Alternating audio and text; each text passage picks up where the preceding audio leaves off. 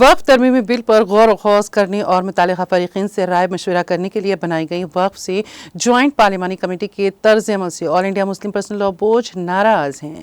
Board نے ایک press release جاری کرتے ہوئے اس پر گہری تشویش کا اظہار کیا ہے۔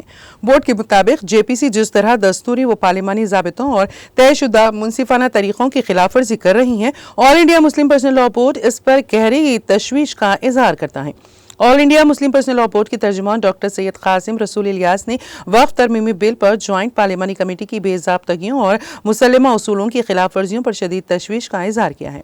مسلم پرسنل لاء بورڈ نے جے پی سی کے ذریعے کو وقف ترمیمی بل 2024 پر مرکزی وزارتوں، محکمہ آثار قدیمہ، بار کونسل اور RSS کی ذیلی تنظیموں سے رائے طلب کرنے کی سختی سے مخالفت کی ہے۔ بورڈ کے مطابق جے پی سی کو صرف متعلقہ افراد اور تنظیموں سے ہی رائے لینی چاہیے تھی۔ بورڈ کے مطابق جے پی سی نے کئی ایسے نام نہاد اداروں اور تنظیموں کو بھی مدعو کیا ہے جن کی سماج میں کوئی حیثیت ہی نہیں ہے۔